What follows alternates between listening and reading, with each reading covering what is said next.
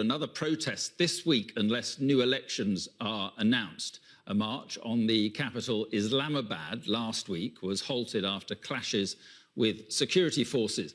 Mr. Khan, the superstar cricketer turned Islamist politician, was removed from power last month after a no-confidence vote. His opponents blamed him for failing to revive the economy and tackle corruption. He says he was a victim of a US-backed plot to remove him. And Imran Khan joins us live now from Peshawar. And thank you very much for being with us. And just first of all, the march you're threatening now if no new elections are announced. What do you hope to achieve? Well, Mark, what every Democrat hopes to achieve from a peaceful protest, what I hope to achieve is to show the whole of the country that the people of this country want one thing: elections. They do not want a foreign-imposed government on where members of our party were bought by $1 million each, who was offered to them to switch sides, and then the government was removed.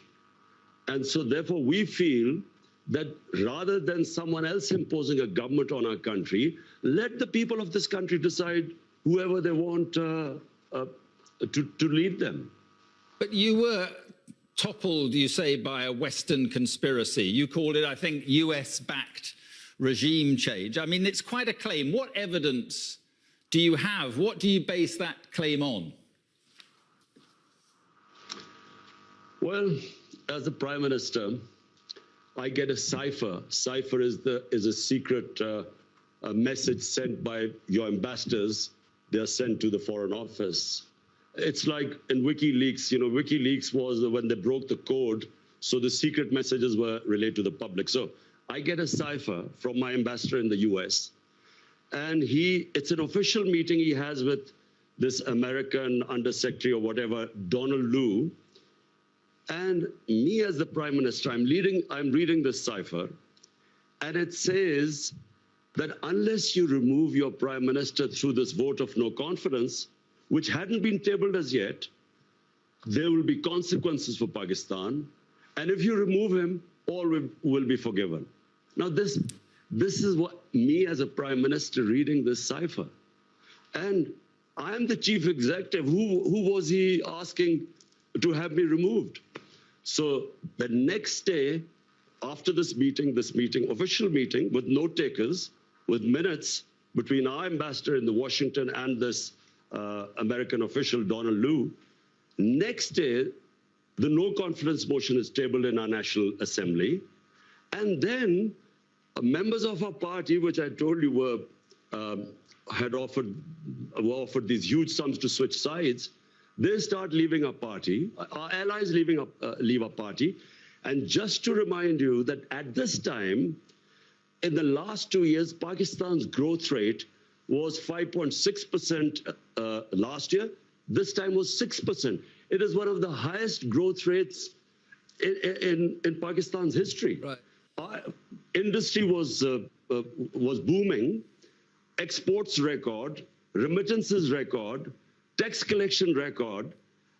We coped with the coronavirus. We are considered one of the 5 top countries which saved the people and our economy and our poor people from the virus. So there was no reason for the government suddenly to be removed, because since we've been removed, by the way, the economy has gone in a tailspin. Right. So let me just ask you about that. So let me just ask you about that, because the US completely deny this, and you say that the US wanted you out because of your foreign policy, which was increasingly anti-Western and clearly favouring China and Russia. Do you regret the ties with Russia, specifically given what's happened in Ukraine?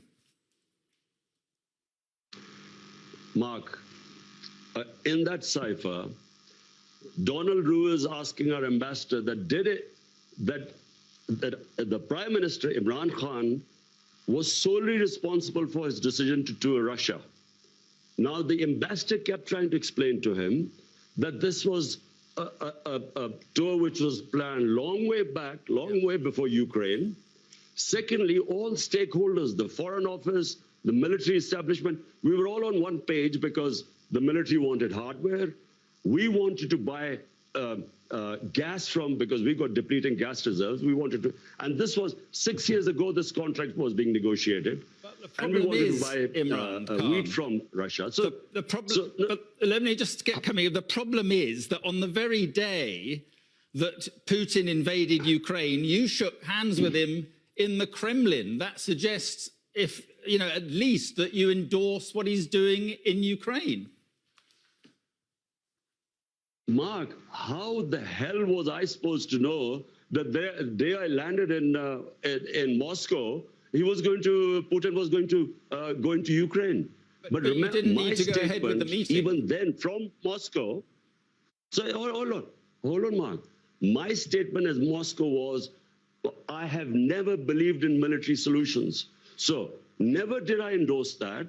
Ours was totally a bilateral meeting, and it was planned long before. So point I'm trying to make is that we didn't realize that when I would reach there, that Putin would go into Ukraine. How was I supposed to know? And how could you be punished for that? But do you accept? This is the big thing. How could you have? But do you accept that what Russia is doing is an illegal act of aggression? Do you condemn what Russia is doing?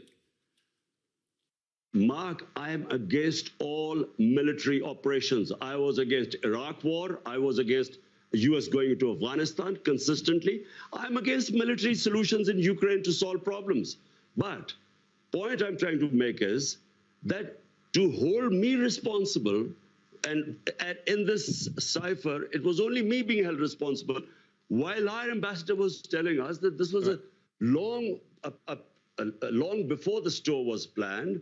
The purpose of going there were bilateral things we had nothing to do with. But even so, the problem is that the ties you have with Russia and China suggest that you went ahead with that meeting, that human rights are secondary to trade for you. Russia is waging a war on its neighbor, killing civilians. China has a terrible record on human rights, repressing the Uyghurs and other minorities.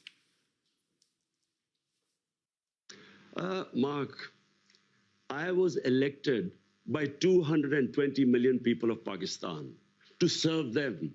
My number one priority is there are 50 million Pakistanis below the poverty line. I was not elected for them to correct all the wrongs that are going on in the world. My responsibility was my country. And so all my relationships, whether it was with China, with the United States, with Russia, were for the benefit of our own people. Listen, in Kashmir, which is a dispute between Pakistan and India, India has violated all United Nations resolutions on Kashmir. They've illegally taken away the right of the Kashmiri people and basically got rid of the statehood. Now, did anyone speak against it? The atrocities going on in Kashmir, 100,000 people in Kashmiris have died. Has anyone condemned India for that?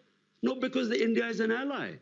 Allow us to be neutral too so that we can look after our own people. What about Afghanistan? Are you pleased to see the Taliban back in control in Afghanistan? Were you pleased to see the West defeated? Mark, Afghanistan there was never going to be a military solution. Anyone who knows the history of Afghanistan, and the British above all, have experienced 3 wars in Afghanistan. The 3 times they've gone into Afghanistan in the 19th century, twice in 19th and once in the 20th century. There was never going to be a military solution. People like us who kept saying that this is not, you will not solve Afghanistan problem by bombing them or sending your military, we were called pro-Taliban. People like us were always talking about how would there be people in Afghanistan? For 40 years, they've been suffering. But so at the end, you said, there? But at the end, you said... It's not whether you're in one... Mark, this is not a football match, whether you're on one side or the other. It's trying... And when Afghanistan, when there are problems there, the country that suffers most is Pakistan. because we already have 3.5 billion Afghan refugees there. But you said the chains of slavery had been broken in the country. What, when the Americans left and the British, what did you mean by that? That was deliberate. It was deliberately distorted. I was speaking in Urdu. I was talking about getting rid of mental slavery. We still have the colonial education system with elite is taught in English medium.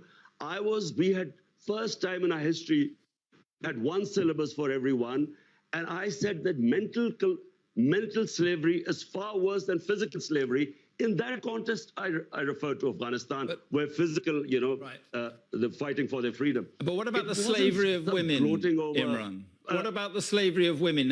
Are you concerned that they seem to be going back on their commitment to allow girls back to school, and they're now insisting women cover their faces? Are you worried at all about what is happening there? Mark, I am not responsible or a spokesman for the Taliban. If there was any other solution, after 20 years of war, well, there should have been. You should have found some solution. But the fact is... But Pakistan has supported the Taliban. How? Who says this? Well, harbouring Taliban fighters inside Pakistan. Do you know something, Mark? There is so much propaganda and ignorance about this whole Pakistan-Afghanistan situation. Pakistan lost 80,000 people. No country which supported the US in the war on terror gives as many sacrifices as we did. The only reason we lost 80,000 people was because we joined the US war on terror. Because the US was trying to find a military solution in Afghanistan where none existed, we were blamed. A country that gives sacrifices, we were blamed for the lack of success in Afghanistan. What is happening in Afghanistan has nothing to do with us. The fact is that a war in Afghanistan meant 5 million refugees at the beginning in the 80s. We have 3.5 million refugees. We had what were the Pakistan Taliban who were fighting against our state. We still have terrorism as a result of participating in the US war.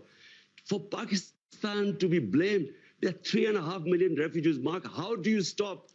How do we know who would go across and be with the Taliban? How? Right.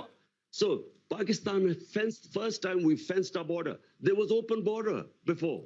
So now 3.5 years, we have fenced the border.